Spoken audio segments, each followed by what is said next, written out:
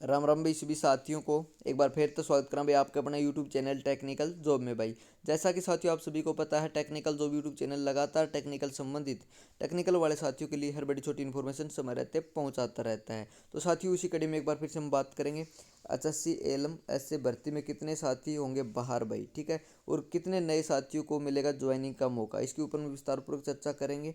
जिन साथियों ने चैनल को सब्सक्राइब नहीं किया चैनल को जरूर सब्सक्राइब कर लेना भाई, बेल आइकन वाली घंटी दबा लेना ताकि आने वाली हर बड़ी छोटी इन्फॉर्मेशन सही समय पर आप तक पहुंचाई जा सके। और जो साथी हमारा व्हाट्सएप ग्रुप ज्वाइन करना चाहता है तो उसके लिए लिंक वीडियो के डिस्क्रिप्शन बॉक्स में मिलेगा, वहां से आप हमारा व्हाट्सएप ग्रुप भी ज्वाइन कर सकते हैं। ठीक है साथियों, अब हम डायरेक्ट चलते हैं अपने टॉपिक पर। दूसरा मुद्दा रहेगा साथियों ग्रुप नंबर 22। आप सभी को पता है लगभग 6500 वैकेंसियाँ हैं टेक्निकल की, जिनकी प्रोसेस फिलहाल चल रहा है भाई।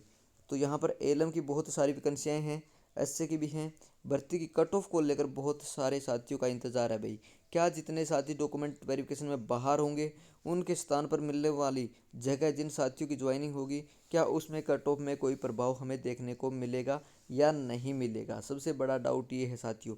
और दूसरा डाउट ये है कि जो साथी फिलहाल HSC ऑफिस में जाकर जो एप्लीकेशन दे के आए हैं, जो योग्य थे, उन साथियों का नाम नहीं आया, उनका क्या होगा। अगर आपके साथ भी ऐसा ही है तो कमेंट बॉक्स में ज़रूर बताएं भाई। तो साथियों पहले हम बात कर लेते हैं कि ज्वाइनिंग किन साथियों की नहीं हुई है, क्योंकि जिन साथियों का डॉक्यूमेंट में लिस्ट में नाम आ चुका है उन साथियों में से कितने साथियों की ज्वाइनिंग नहीं हो पाई होगी।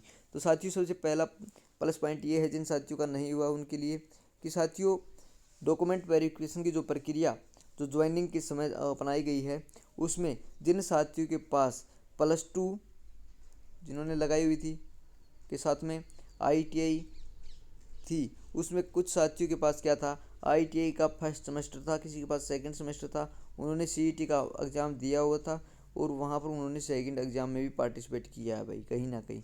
ठीक है, उसके आधार पर जिन साथियों के पास फाइनल ITI की सर्टिफिकेट नहीं थी उनको इसमें ज्वाइनिंग का मौका नहीं दिया गया है भाई। चाहे डिप्लोमा की बात कर लें, अगर डिप्लोमा भी फाइनल नहीं किया हुआ है तो उनको भी ज्वाइनिंग का मौका नहीं मिला है भाई। ठीक है, जिन साथियों ने डायरेक्ट डिप्लोमा किया था और जिन साथियों ने उनके पास डिग्री या डिप्लोमा नहीं था और उन्होंने फिर भी क्लिक कर किया हुआ था, उनकी भी ज्वाइनिंग इसमें नहीं होगी भाई। कुछ साथियों का पिछले काफ़ी लंबे समय से एक ही डाउट था कि कुछ साथियों ने फर्जी तरीके से डिप्लोमा हासिल किए हुए हैं, क्या उनका भी कुछ होगा। तो साथियों मैं बता देता हूँ, किसी भी डिपार्टमेंटली अगर इंक्वायरी होती है तो बहुत ही सटीकता से होती है भाई। ठीक है, इसमें कोई दो राय नहीं है, वो कहीं ना कहीं पकड़े जाएंगे और बाहर हो जाएंगे भाई।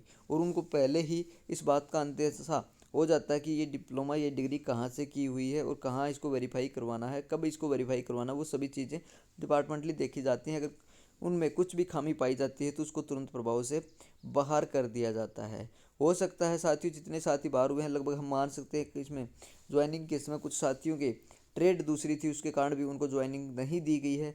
लेकिन साथियों आपके जितने भी साथी सही हैं, कट ऑफ से ज़्यादा नंबर हैं, उनका जल्द ही आपको लिस्ट जारी हो सकती है। ठीक है, इसमें कोई दो राय नहीं है। और ग्रुप नंबर 22 में कट ऑफ पर भी क्या प्रभाव पड़ेगा, इससे साथियों कट ऑफ पर भी प्रभाव पड़ेगा भाई। पहली बात यह है कुछ साथी बाहर होंगे तो ये लाजमी है भाई। मान लीजिएगा 10 साथी बीच में बाहर होते हैं, 10 साथी बाहर होते हैं तो 10 साथी नए आएंगे तो उनके नंबर इन साथियों से कम मिलेंगे भाई। ठीक है, इससे कट ऑफ में भी कुछ बदलाव आपको देखने को मिल सकता है। ठीक है, इसमें कोई दोहराई नहीं है।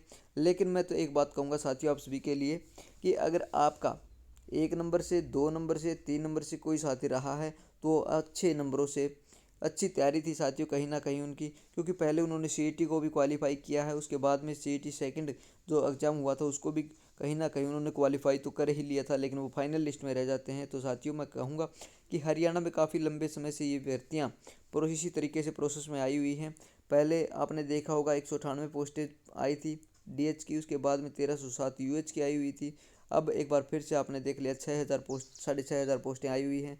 तो एक पोस्टें आती रहेंगी साथियों, आपकी तैयारी पर ये डिपेंड रहेगा कि आप किस लेवल की तैयारी कर रहे हैं और कितने समय में तैयारी कर रहे हैं। तो साथियों तैयारी निरंतर रखना है, कहीं ना कहीं इस भर्ती में भी आपका नाम आ सकता है। जैसे जैसे इस भर्ती की प्रक्रियाओं में जो बदलाव हमें देखने को मिलेगा उसके आधार पर आपको बहुत सारे मौके मिलेंगे भाई। ठीक है, किसी को कोई घबराने की ज़रूरत नहीं है। लेकिन एक बात को ध्यान में रखना भाई, सब कुछ साथियों का डाउट ये था कि इसमें इलेक्ट्रिशियन या वायरमैन या फिर ITI वाले लगे हैं, या डिप्लोमा वाले लगे हैं, या बीटेक वाले लगे हैं। तो साथियों इसमें ITI वाले भी लगे हैं, डिप्लोमा वाले भी लगे हैं और बीटेक वाले भी लगे हैं। अब कुछ साथियों के मन में ये डाउट होगा कि इसमें ITI क्वालिफिकेशन रखी गई थी लेकिन डिप्लोमा वालों को क्यों लिया गया है। तो इसके ऊपर मैं अलग से एक वीडियो डाल दूंगा साथियों इसमें, क्योंकि इसमें एक अहम प्लस पॉइंट है कि हायर क्वालिफिकेशन को इसमें इग्नोर नहीं किया जा सकता भाई।